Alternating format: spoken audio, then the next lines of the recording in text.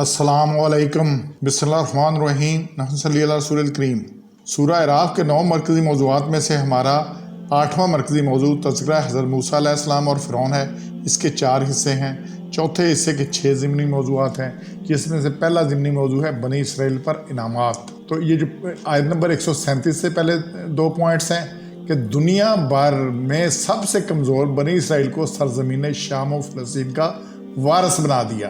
اب یہ اس سے بڑی کمزوری کیا ہوگی؟ کبھی ایک تاریخ انسانی میں نہیں ہوا، ان سے پہلے نہ بعد میں، کہ لڑکوں کو قتل کر دیا جائے اور لڑکیوں کو چھوڑ دیا جائے۔ اچھا، اب لڑکیوں کو چھوڑیں گے تو اس سے کیا ہوگا؟ بے حیائی، فحاشی، جو کچھ ان سے سلوک کیا جا سکتا ہے وہ ان کو گھروں جو کیا ہو سکتا ہے وہ سارا کچھ ان سے ہوتا تھا، اور اسی لیے ان کو چھوڑتے تھے۔ تو اس سے زیادہ کمزور کوئی نہیں تھی۔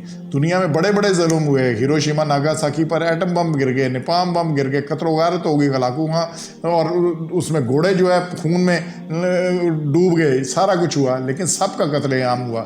یہ نہیں ہے کہ لڑکوں کو جو پیدا ہو قتل کر دو اور لڑکیوں کو چھوڑ دو۔ تو اتنی کمزور قوم تھی۔ تو پھر جب اللہ نے ان پہ کیا اور ان کو کیا، یہ 140 آیت میں ہے، جو چوتھا پوائنٹ ہے، پھر بنی اسرائیل کو سارے جہاں پر فضیلت دی گئی۔ 140 میں اللہ نے کہا وَهُوَ فَضَّلَكُمْ عَلَى الْعَالَمِينَ، عالمین تمام جہان پر ان کو فضیلت دی اللہ نے۔ تو پھر ان کو کیا کیا؟ ان کو وارث بنا دیا، کس کا؟ سرزمین شام و فلسطین کا۔ اور اس میں 137 میں اللہ نے کہا وارث کر دیا ہم نے ان لوگوں کو جو کمزور سمجھے جاتے تھے، اس زمین کے مشرق اور مغرب کا جس میں برکت رکھی۔ یہ کون سی زمین ہے برکت والی؟ یہ شام کی زمین ہے، یہ انبیاء کی زمین ہے، بہت انبیاء اس علاقے میں آئے ہیں، تو سارے اس میں یہ بڑی برکت والی زمین ہے۔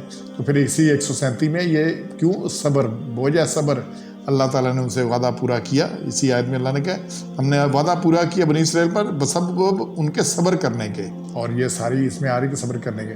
پھر بنی اسرائیل کی فرعون سے نجات اور سمندر پار گئے۔ یہ بھی کبھی ہوا ہے کہ جناب دشمن آ جائے اور سمندر آپ کو راستہ دے دے، اور ایک نہیں 12 راستے دے دے۔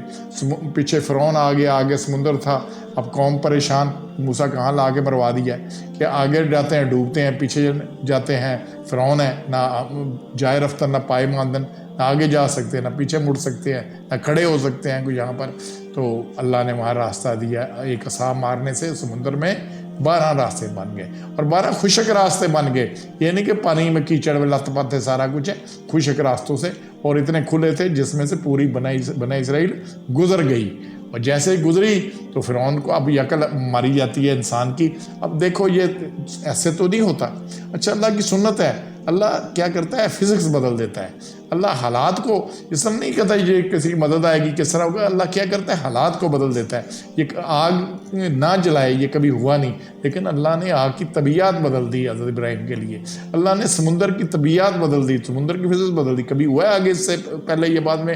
اتنا بڑا انعام تھا بنی اسرائیل پر کہ سمندر میں راستے مل گئے۔ سمندر، اور سمندر ظاہر ہے گہرا بھی ہوگا، اس میں اترنے کا بھی ہوگا، چڑھنے کا بھی ہوگا، بیچ میں سے گزرنے کا بھی ہوگا، اور پانی کے پہاڑ دونوں طرف کھڑے ہیں۔ یہ دیکھو کتنی بڑی بات ہے کہ دونوں طرف پانی کے پہاڑ کھڑے ہیں اور بیچ میں سے راستے ہیں۔ ادھر بھی پانی کا پہاڑ کھڑا ہے اور پانی ہلتا نہیں ہے، دیواریں بنی ہیں پانی کی۔ یہ پانی کی دیواریں کبھی بنی ہیں؟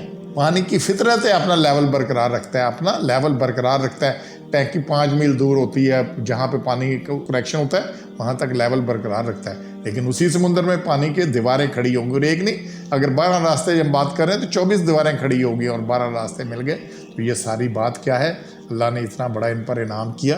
اللہ انعام بھی ایسے کرتا ہے، پھر پکڑتا بھی اسی طرح ہی ہے۔ 138 میں بنی اسرائیل کی فرعون سے نجات ہوئی اور سمندر پار کر گئے، اور 140 میں اللہ نے یہ ان کو سارے جہان پر فضیلت دی گئی۔ تو یہ ساری فضیلتیں جو اللہ فضیلت دیتا ہے، پھر اللہ کی اس سے پکڑ بھی اتنی شدید ہوتی ہے۔ تو انشاءاللہ پھر جب بنی اسرائیل کو اللہ نے معطل کر دیا، پھر انہیں غیر مغضوب قرار دے دیا، یہ غضب شدہ قوم ہے، پھر انہیں بندر بنا دیا، اور یہ پیچھے بھی آ رہا ہے، اور پھر ان پہ ہم پہلے پڑھ چکے ہیں جو ان پر عذابات ہے، ان پر مسلط کر دیے گئے، اور مختلف لوگ جس سے یہ تباہ و برباد ہو گئے، اور آگے بھی اللہ اسی طرح کہہ کے قیامت تک مسلط ہوتے رہیں گے۔